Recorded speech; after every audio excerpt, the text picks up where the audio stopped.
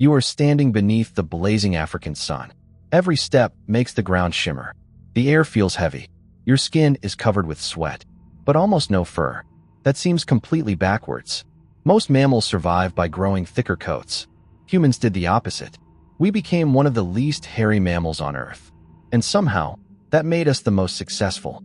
Your missing fur tells one of the strangest stories in evolution. It begins more than 6 million years ago. Back then, your ancestors looked much more like modern apes. They were covered in dark body hair. They spent much of their lives in forests. Hair was an advantage. It trapped warm air. It protected skin.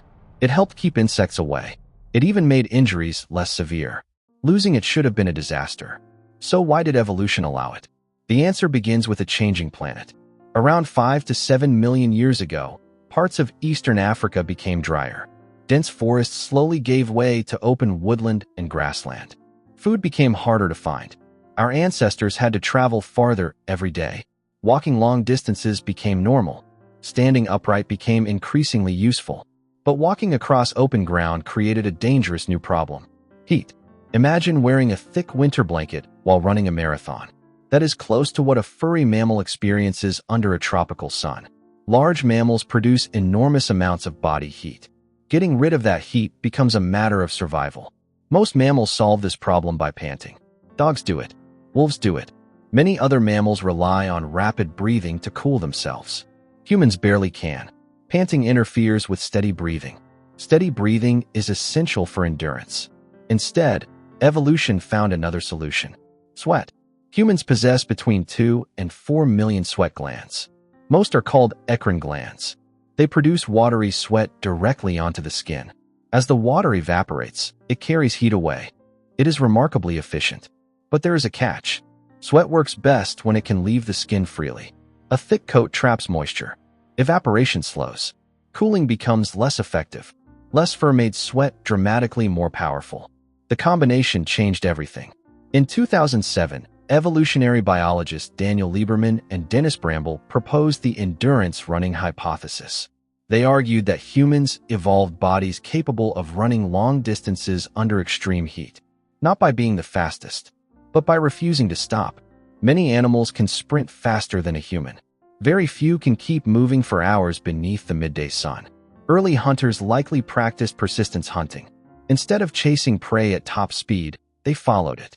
Again, and again, and again. The animal overheated long before the humans did. Eventually, it collapsed from exhaustion. What sounds impossible has been documented in modern times. Anthropologist Louis Liebenberg studied persistence hunting among the San people of southern Africa. Hunters tracked antelope for hours, sometimes across more than 30 kilometers. The prey simply could not cool itself fast enough. One strange evolutionary decision had become a hunting superpower. But was cooling the only reason our fur disappeared? Probably not. Evolution rarely works for just one reason. Another clue came from tiny parasites. Lice. Humans have different species of lice. Head lice live in hair. Body lice live in clothing. Researchers compared their DNA to estimate when these parasites split.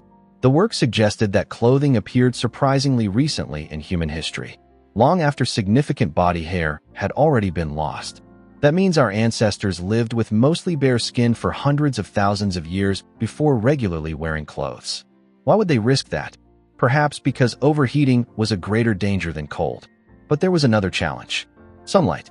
Without thick fur, skin becomes vulnerable. Ultraviolet radiation damages DNA. Too much exposure increases the risk of disease. Evolution answered with another remarkable innovation: melanin. Dark skin contains more protective pigment. It absorbs and scatters harmful ultraviolet radiation. Anthropologist Nina Jablonski has shown that skin pigmentation evolved as a balance. Enough protection from intense sunlight. Enough sunlight to allow vitamin D production. Skin color was never random. It was an adaptation to geography, a moving target shaped by climate. Have you ever wondered why people living in different regions develop different skin tones? The answer begins with the same missing fur. As humans migrated north into regions with weaker sunlight, lighter skin became more advantageous. It allowed more efficient vitamin D production. Closer to the equator, darker skin remained protective. The same evolutionary process produced different outcomes in different places. Hair disappeared. Skin adapted. The story continued. Even after losing most body hair, humans never became completely hairless. Look closely. Tiny hairs still cover nearly every part of your body. Some serve important purposes. Eyebrows redirect sweat away from the eyes. Eyelashes help block dust and insects. Hair inside the nose filters particles before they reach the lungs. Hair on the scalp protects the brain from direct sunlight while allowing the rest of the body to cool efficiently. Evolution kept what remained useful. Everything else became negotiable. Then came another unexpected consequence. Without thick fur hiding the skin, humans became experts at reading one another. A blush, goosebumps, pale skin from fear, flushed skin from embarrassment. Our emotions became visible. Some scientists believe this strengthened social communication. Faces became easier to interpret. Trust became easier to build. Groups became stronger. Our skin became part of our language. Even our babies changed. Human infants depend on touch more than almost any other mammal. Bare skin makes physical contact more direct. Comfort, bonding, protection. A parent's embrace became more than warmth. It became communication. The loss of fur may even have changed the way humans formed relationships. Of course, not every scientist agrees on every detail. Evolution is rarely explained by a single cause. Thermoregulation, parasites, sexual selection, social signaling. Each probably played some role. Natural selection often solves several problems at once. That is what makes evolution so difficult to untangle. It leaves clues, not instruction manuals. The strange part is that humans never truly escaped hair. We shave it, style it, color it, celebrate it, hide it, argue about it. Our relationship with hair remains deeply emotional because it once carried enormous evolutionary importance. Every strand reminds us of where we came from. The next time you feel sweat rolling across your skin on a hot afternoon, remember what it represents. It is not a design flaw. It is one of the greatest survival technologies evolution ever invented.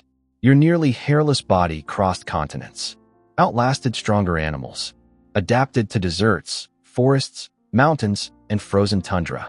It turned relentless heat into an advantage. The missing fur was never really lost. It was exchanged, traded for endurance, traded for exploration, traded for a future no other ape would ever reach. And perhaps the strangest part of all is this. When you look at your bare skin in the mirror, you are not seeing what evolution removed. You are seeing what it made possible.